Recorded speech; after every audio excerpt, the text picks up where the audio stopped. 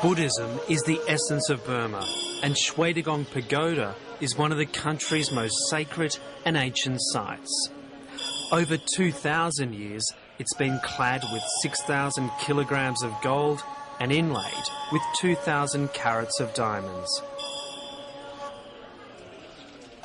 It's from this tranquil environment that a new strength is emerging.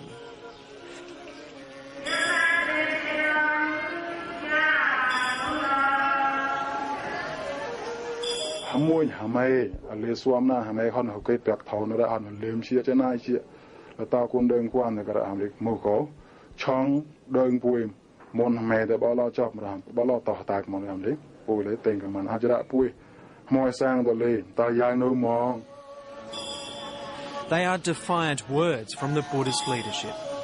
The monks of Burma are now regrouping in a renewed and passionate struggle for democracy.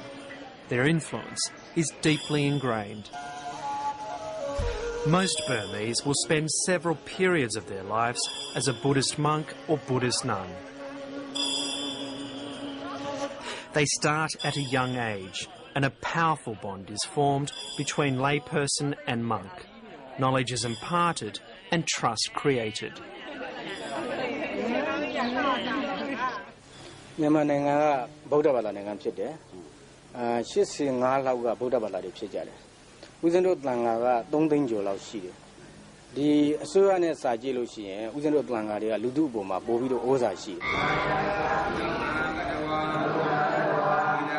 And that's what worries the Burmese military rulers. The community of Buddhist monks, or the Sangha as it's known, is the biggest social structure in Burma other than the military, and as such it poses the greatest threat to the generals.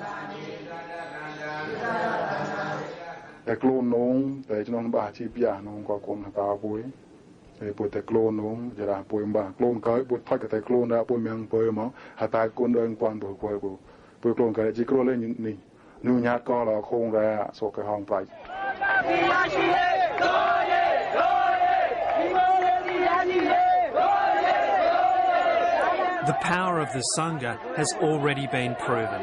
In 1988, they turned the people against the generals in a mass uprising. In union with the students, they organised and led nationwide pro-democracy demonstrations. But they paid the price.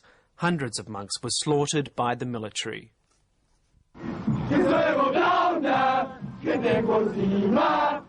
The latest incarnation of Burma's military dictatorship is the State Peace and Development Council, or the SPDC.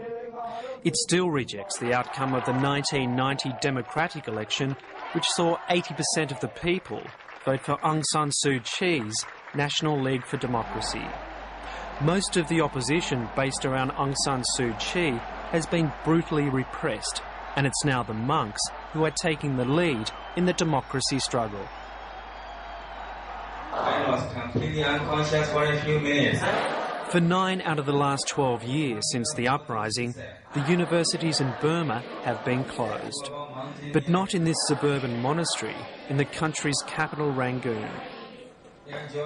The senior monk, or abbot, has ignored the official ban on tertiary education and has opened this college. Thousands are attending. Young men and women have no chance of attending the colleges, universities, and they are wasting their time. So I give them education instead of wasting their time. The 77-year-old abbot, Bundata Pinyadipa, wants youth to be empowered by education and is calling on the regime to reopen the universities. Do you think that there should be more education open in this country? Of course, they need technical education, religious education, economic education, every side. So the universities have to be open, do they? They should have. The university should have such kind of education. These comments would land any normal citizen in jail. The abbot's opinions are tolerated only because he is one of the country's most revered monks. The comments demonstrate just how confident the Sangha is becoming.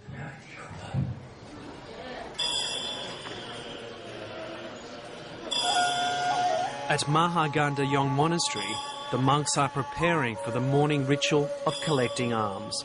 For thousands of years, they have gone into the community to accept offerings. But this haven of peace near Mandalay has become the focal point of opposition in Burma.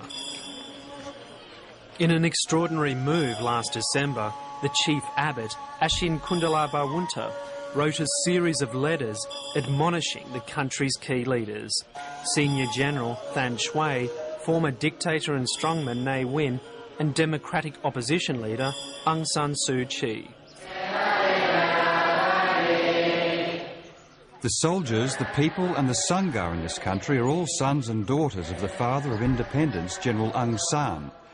After a lapse of more than 10 years, the Sangha, the Buddhist monks, who are from the same father, feel disappointed and disheartened to see our father's sons and daughters still quarrelling and fighting, censuring and telling tales in a malicious way about one another.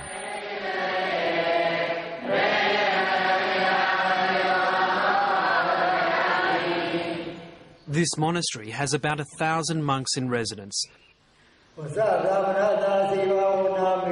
They and the senior monks fully support the abbot in his defiance. By writing the letters, the monks are trying to break a deadlock and kickstart negotiation between the military and the pro-democracy forces.